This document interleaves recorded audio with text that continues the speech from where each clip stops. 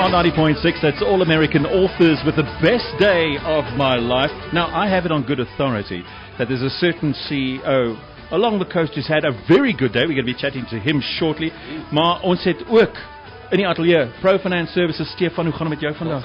Weer eens, baie dankie man. Dit gaan altyd goed. It's been a best day, huh? It's been the best day of my life today, and there have been so many challenges. How have you challenges? Die somer is op pad. Die somer is op pad. Dit is ergste koute is verby. Nou sê? So nee, ek gaan vir jou sê, hier kom nou die summer parties of so voort. Hier ons summer, hier on, hè? There's just one thing about this, because Erik is also here. Erik, hoe gaan het met jou? All right. Yeah, goed. He doesn't say much. It's more on the technical side, so we won't ask him how his day went, because he'll give us according to Reuters monitor, it went terribly, but all the rest of it. Actually, the market's a little bit better for last 2 days. Is it? The market's better? Yeah, bad week last week, but better this week far. So okay. And then one thing we've got to get right is the balance here, because now once again we only have one lady. One day you'll get it right, and we'll have about 3 ladies in the studio with us. Okay. No, we are busy. We'll introduce her. Stefan, it's over to you. You can do all the intros and introductions. Thank you, Darryl. What a interesting week. Al daai bekommernisse van al die laaste, daai gevaartekens van die laaste jaar, 2 jaar African Bank. Erik, ons het dit gesien kom. Ek dink dis miskien nogal arrogant om te sê ons het dit gesien kom. Maar die tekens was daar. Die tekens was daar. Dit is interessant nie, African Bank of Able soos ons vir ons bekend staan in die asset management industrie, was natuurlik een van die top 40 aandele op die Johannesburgse aandelebeurs. Soos is 'n sizable business, is 'n besigheid met in die huidehuis met amper 25 biljoen rand se markkapitalisasie. Soos 'n groot besigheid gewees, en 'n besigheid wat gespeel het in die bankwese, maar so bietjie meer in die kredietleningsbesigheid 'n groter arm gehad. En in 2008, einde 2007, 2008 het hulle besluit om Ellereens uit te koop. Nou, Ellereens is een van die meubelverskaffers. En soos die meeste van ons weet, die meubelverskaffers al buite is besighede wat eintlik in 'n groot mate eintlik ook geldleners is. Hulle verkoop 'n bank of 'n stoel of 'n TV, maar jy betaal 3 keer meer vir die TV oor die tydperk, en dis waar hulle geld eintlik lê tot 'n groot mate. Die probleem is hulle het hierdie besigheid gekoop op die kruin van daai sektor, vir baie duur, en van die begin af was daai belegging 'n groot verlies, en dit het natuurlik toe verder oorgegaan tot die skuldprobleme, waar ons ook al 'n paar keer die laaste paar weke oor gesels het, die kredietprobleme in Suid-Afrika, verbruikers wat sukkel. En dit het daartoe gelei dat die skuldinvordering teenoor die skuld wat gemaak word nie 'n verhouding is nie. En as 'n bank byvoorbeeld hierdie tipe van situasies kry, dan kry jy dit laat banke tot niet gaan. En dit is nie 'n nuwe ding in Suid-Afrika nie. Inteendeel, as statistiek wat sê, so elke 10 jaar is daar een of ander Suid-Afrikaanse bank wat bust gaan, as ons dit seker so kan sê. En Sambo was in 2013 die geval.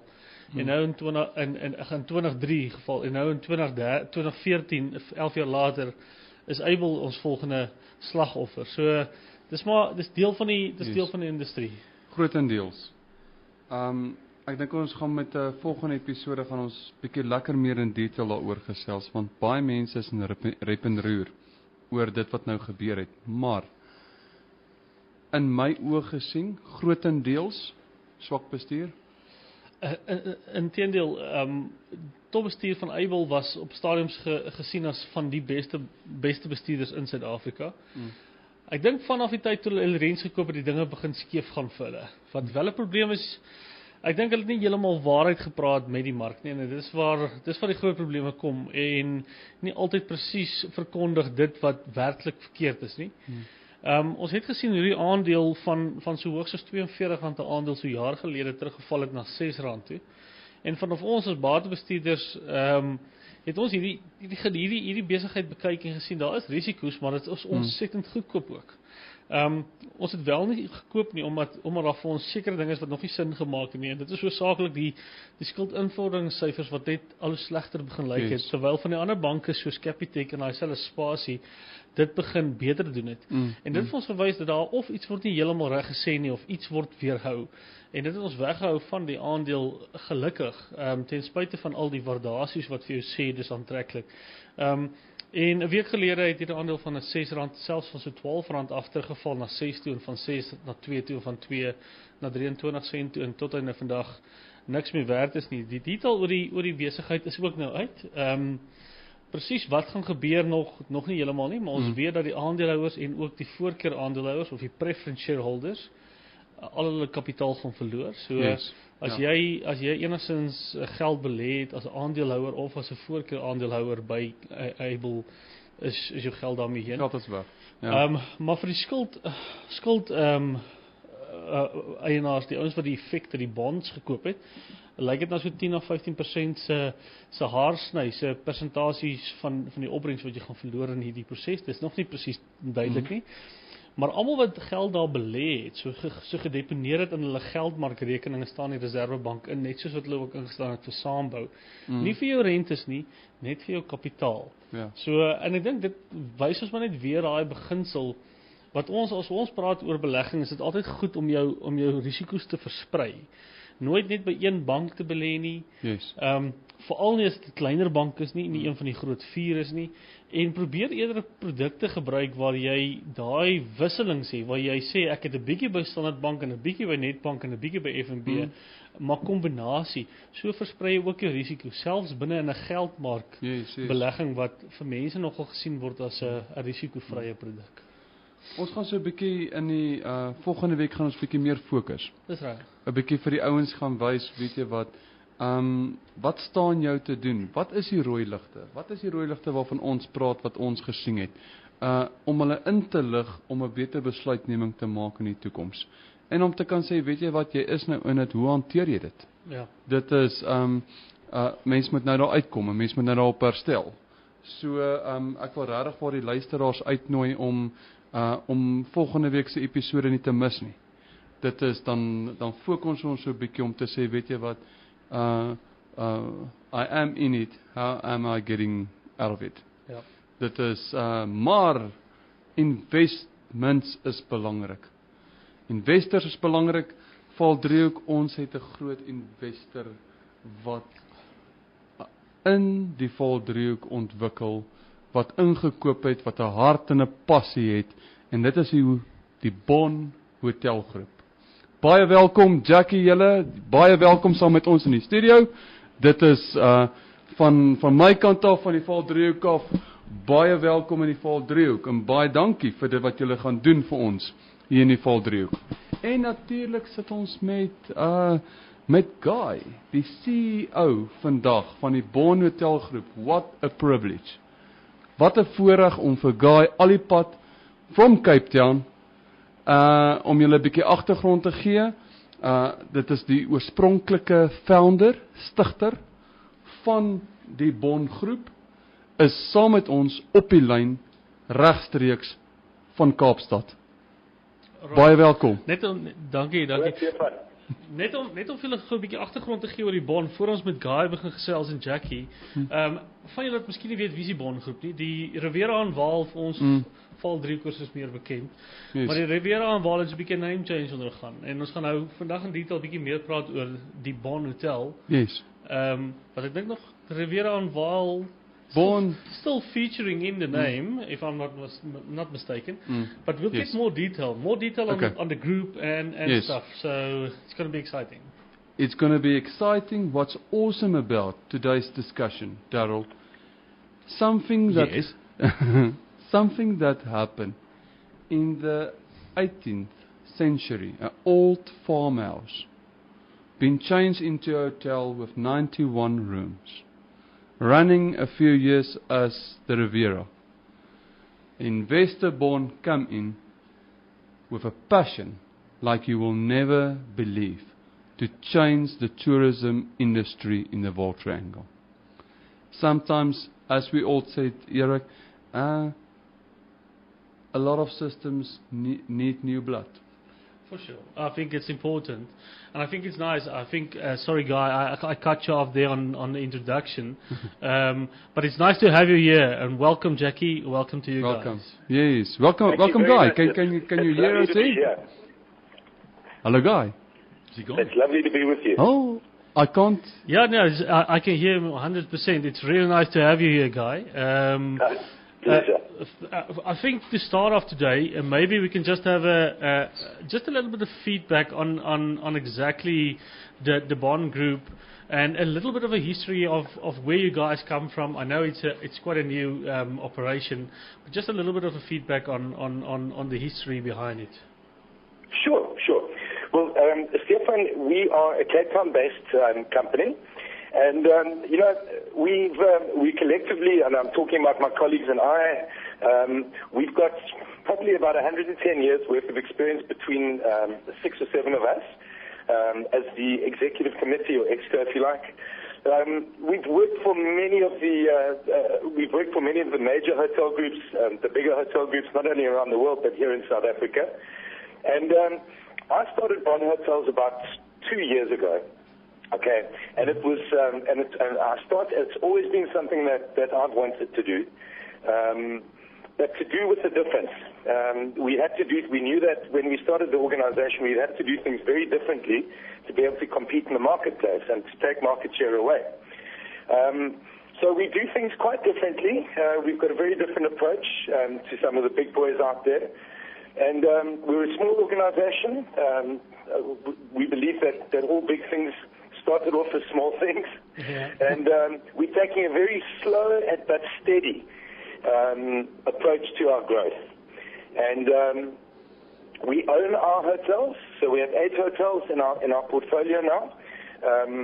We have quite a few in the pipeline, many under negotiation now, but we own and manage our hotels. Okay. So that's a little bit more about us. Okay, great. And the specifics on the Riviera or the Bond Riviera, the one in Van der Bijl or in Vaal in Vereniging, a little bit of detail. What is your idea? What's your expectations? What's the edge that you're actually bringing, or what did you want to actually cater for within that specific hotel? Okay. Well, the proposition for us was quite simple. Could we add value? We don't get involved in a hotel unless we can add significant value. We won't invest in a hotel or take a lease or put money into a hotel opportunity unless there's really three boxes we can tick. Number 1, is the location fantastic? Number 2, can we add value? And number 3 is, when we're managing a hotel, is can we get along with the owners? Can we develop a relationship with the owners? And if we can't tick all of those 3 boxes, then we won't get involved. So the first, our involvement with that hotel is that we own the business. We don't own the bricks and mortar. We own the business. We've taken a long-term lease. So the previous owners were operating the hotel themselves. They're no longer operating the hotel. We've got a long-term lease, and we're managing the hotel, and we run the business, and we own the business. Okay. Our expectations are quite simple. We believe in something called profitable standards. Okay, and profitable standards very simplistically means that we need to be able to deliver the bottom line. Okay, to meet and exceed our budget, but to be able to do that in such a way that we're delivering excellent service at the same time. Because you can rip the hell out of your profits and give bad service, and you can do it the other way around too. You can give fantastic service, but that might not be profitable.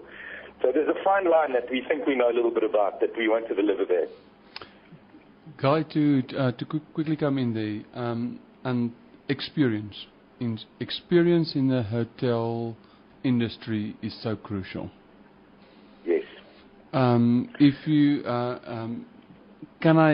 in times like today, if you don't know how to manage it properly, it can easily become like a guest house running down. Am I right?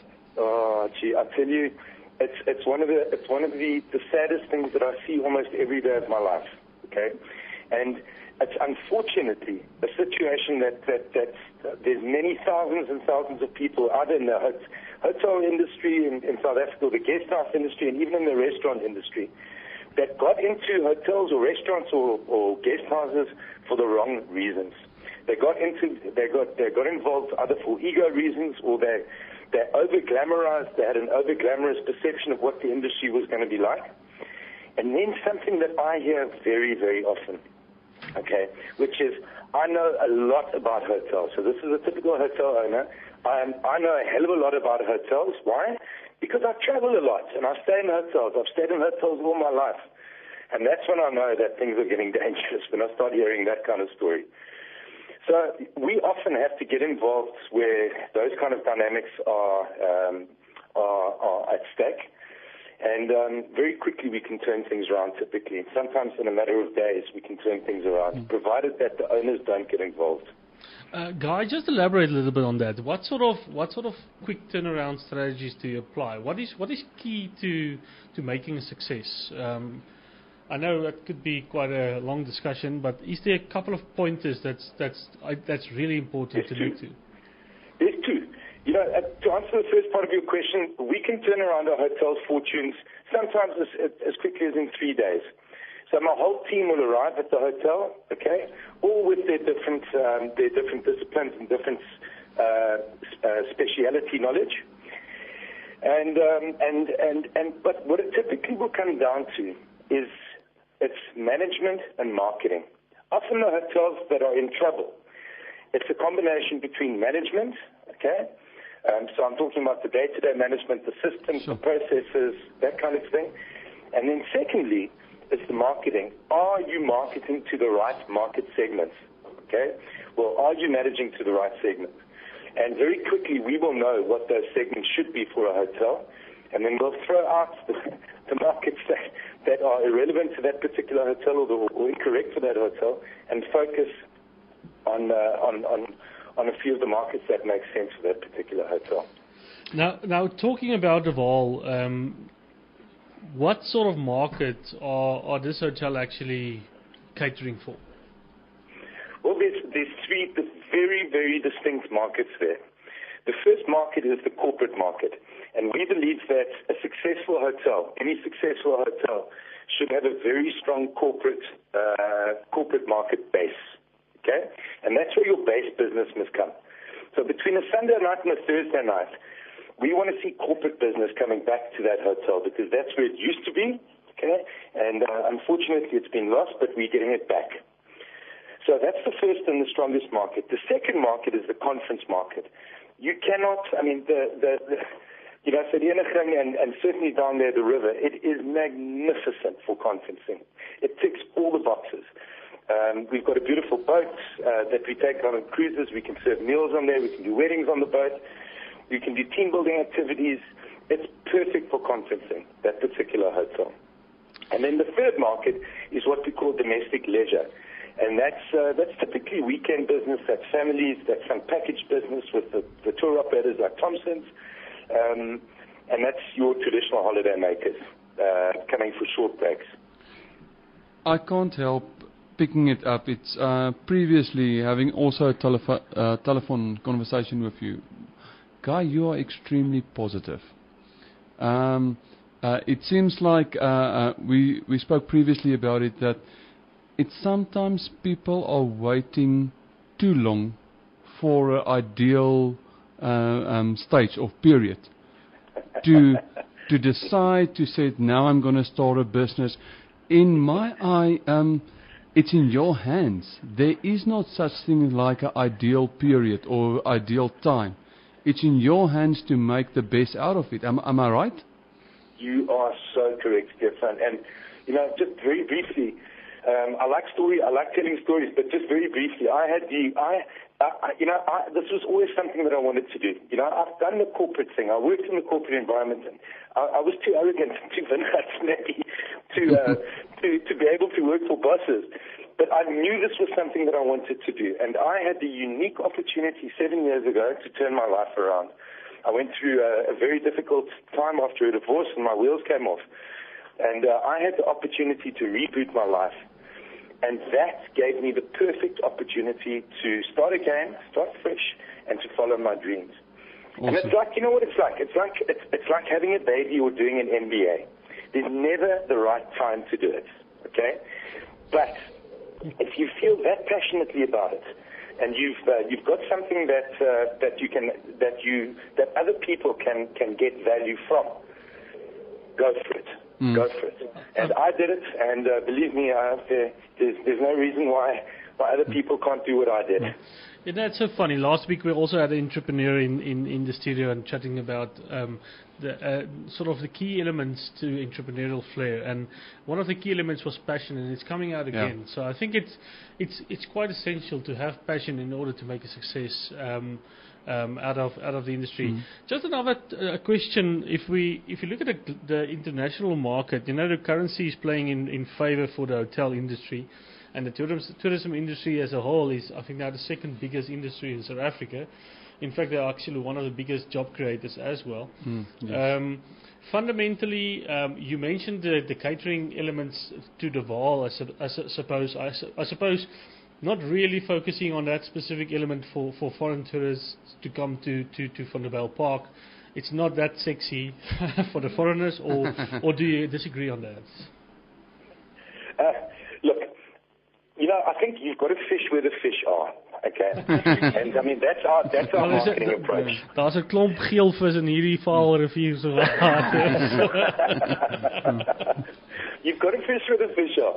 And you know, if one has to look at all of the other tourism destinations here in South Africa, you know, for us to be going to spend millions and millions and millions of rands marketing venues, I wouldn't say that people aren't going to come to, but that are off the beaten track, okay?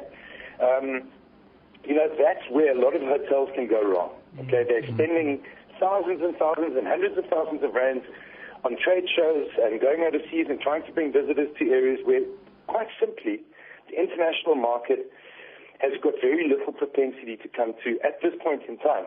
I'm not saying that there isn't an international opportunity for international guests to come to the Vaal Triangle, but it's tough out there at the moment. And, you know, the pressure that we're seeing on the garden routes, which is literally, I wouldn't quite say it disappeared off the tourism map, but I mean, it's really struggling. Certain pockets in KZN, for instance, the south coast is really struggling. Certain pockets in the Kruger Park are really struggling. So it stands to reason that, that the outlying areas of Johannesburg are not necessarily going to be big international tourism spinners. But we need to focus much more on the domestic market, because we found that just with a little bit of marketing, the domestic market in Joburg is going to support our hotel, and is going to support your town, and is going to support the Vaal Triangle like you can't believe. And it's right there, it's waiting. Yeah, and it's like 45 minutes away from Johannesburg CBD.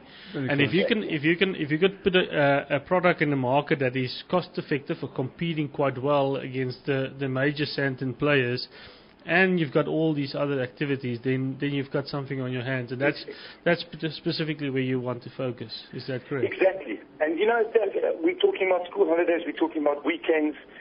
We're talking about those kind of times, and the family is already coming. I mean, in the short time that we've been involved there, we've been we've been amazed with the success of our marketing campaigns to the citizens of Johannesburg, to the middle class citizens of Johannesburg with families who want to come out and bring their families and relax 45 minutes out of Joburg. A week ago, we were fortunate to be spoiled by the Bond Group as a Van der Bijl Park business chamber on the banks of the river. Yes. Now, within the studio, the lady who challenged us, and we had an awesome time on the river, Jacky. Thank you so much, Guy. The service was excellent. The food too. The food. The food was excellent. I wasn't there. Okay, Darryl, you miss out. So sorry. Jeez, next time. Okay, carry on. I believe the heads were quite sore the next morning. Jacky, welcome with us in the studio. You are also, in the industry or so forth, just by spending time last week with you? Wow, how passionate are you about your industry, marketing? Tell us a little bit more. Hi, thanks very much. Yes, I was very, very privileged to host the people from the Sarkakama last week at our property. And one thing I really want to say is that I've been in this industry for many, many years. I've worked in hotels and worked with hotels in lots of areas. I've never, ever come across passion like I have in the Vaal Triangle. From the people, what warm, encouraging, friendly, helpful people that nothing is trouble. We really have really been embraced. And I think one of the key things that Guy touched on as well was the local community. And I think what we at Bon and most certainly Bon Hotel Riviera and Vaal want to focus on very much on the local clients and the local community and our local families coming back to visit the property. We introduced some really great new food and beverage. We've listened to the people. We've listened to the people at Sarkakama. We've looked at our guest feedback from our local clients. And we really are focusing our marketing and sales efforts into the local corporate market and most certainly the local domestic market. And yes, we are exceptionally passionate about this area, and we really think that we can make a difference. But that's very important, and that's a huge compliment to the group. Sometimes you are running your business. You've got passion or so forth, but you are not listening to what the markets want you actually to do. And so by listening to the market and having the passion, Guy, am I right? That's a winning recipe? You're so right. And it's very tempting to not listen because you believe in your own propaganda as a new company, and you've got your own ideas. And funny enough, if you just, in our case, and it's probably similar in restaurants as well, but in our case, if you're getting involved with a hotel, a new hotel in the area or a new restaurant in the area, in your area, the first thing you do is go and speak to the locals, and they will tell you what's wrong with your business or your hotel. So we actually went and did that, and the information we got was absolutely invaluable.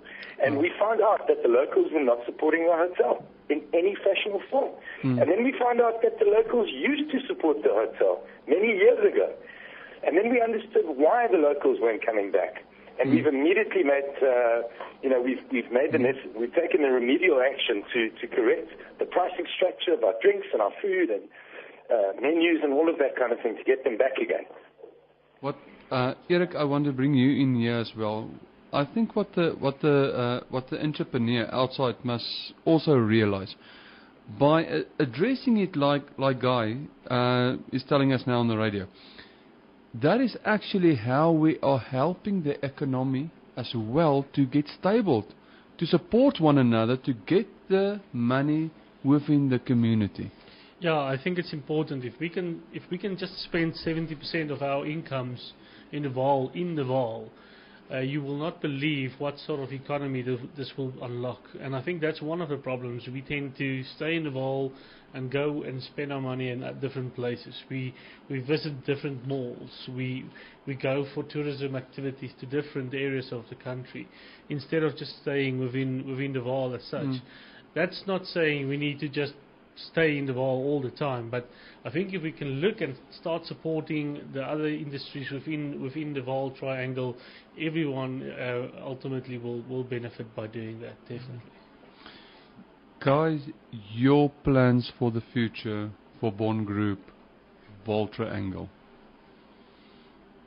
Well, funny enough, I'm glad you mentioned that because when I was down, I'm normally down every 2 weeks.